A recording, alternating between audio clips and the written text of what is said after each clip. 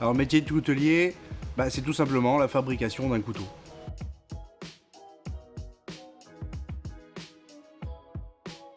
Je suis tombé dedans quand j'étais petit, hein, donc pour moi c'était une évidence en fait de partir sur le métier de coutelier à la suite de mes parents.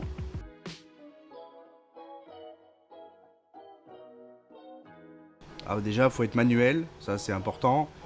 Faut aussi être minutieux, faut être créatif. Ça c'est vraiment des qualités très importantes pour le métier de coutelier.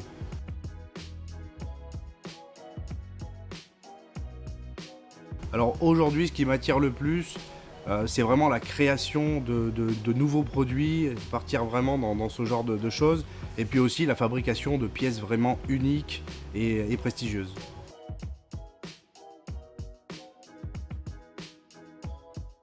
Alors, déjà avoir repris l'entreprise de mes parents, et aussi aujourd'hui j'ai la chance de pouvoir former des apprentis, donc conserver le métier, le transmettre, c'est pour moi la plus grande des fiertés.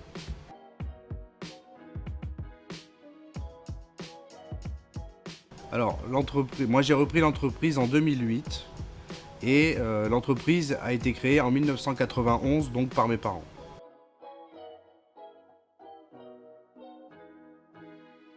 Alors moi ça fait 20 ans que je travaille ici, j'ai commencé en tant qu'apprenti, puis je suis devenu salarié et j'ai repris l'entreprise à la suite.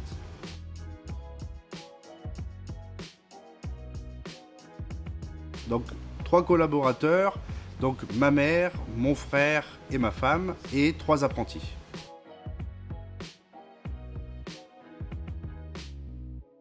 Alors à la base on était à Thiers, sauf qu'à un moment donné il a fallu agrandir.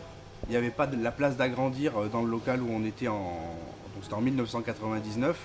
Et donc du coup, il y a eu une opportunité sur ce bâtiment-là à Lezoux. Ça tombait bien aussi parce que la plupart des gens qui travaillaient avec nous étaient de Lezoux. Donc voilà, ça permettait aussi de recentrer par rapport aux gens qui travaillaient.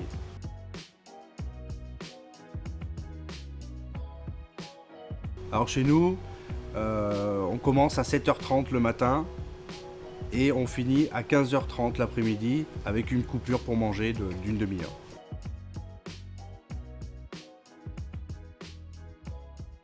Alors, beaucoup de couteaux fermants, du couteau de table aussi, mais voilà, plus axé sur le couteau fermant, type la Guiole, type Thiers, des couteaux de région, Roquefort, Yssingeaux, Vendetta, voilà, tout un tas de couteaux. On fabrique aussi des couteaux pour des clients, donc c'est leur produit à eux, leur modèle, et nous derrière on fabrique leurs couteaux.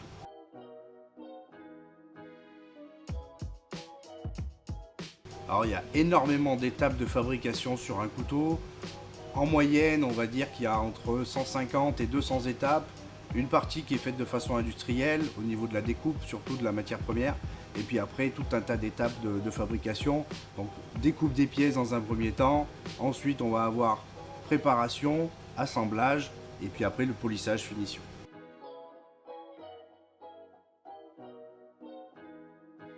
Alors tout ce qu'on fabrique nous, principalement, ça part dans des boutiques, donc en France, donc des coutelleries, des armureries, des tabac presse, des ventes là où ils vendent des cadeaux ou des souvenirs. Et puis après, on a aussi une grande partie de notre fabrication qui part à l'étranger, donc États-Unis, Canada, Allemagne, Angleterre.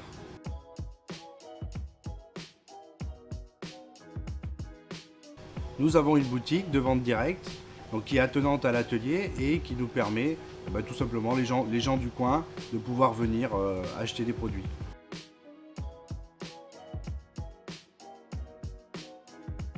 Le prix moyen d'un couteau va se situer autour de 100 € par rapport à ce que nous on fabrique.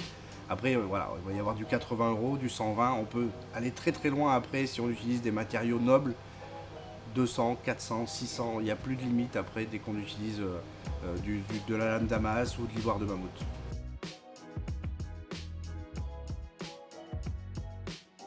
Voilà, on a énormément d'essence de bois, on va partir sur principalement de l'olivier, de l'ébène, du bois de cade, chêne, frêne, ouais, et puis tout un tas de bois exotiques aussi, cocobolo, genévrier, voilà, tout un tas de bois.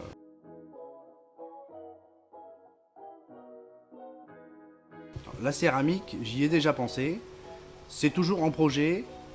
Il va y avoir quelques petits soucis techniques qu'il va falloir résoudre. Donc voilà, peut-être dans les années à venir, on arrivera à créer ce type de couteau, ce type de manche.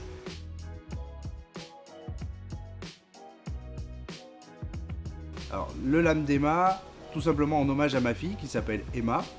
Et en même temps, j'ai voulu chercher un petit jeu de mots. Voilà. Donc si on prend âme d'Emma et qu'on le lit à l'envers, on obtient un palindrome et ça se lit donc du coup dans les deux sens.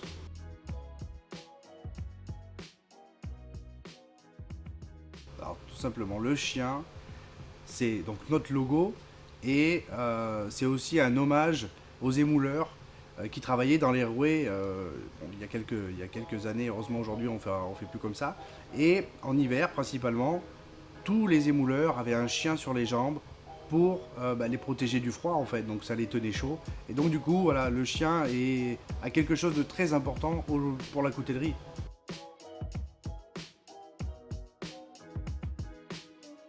Alors, sur mon métier, quand j'étais tout petit, je devais avoir 6 ans, mon père travaillait à l'époque pour un fabricant, donc lui il était salarié.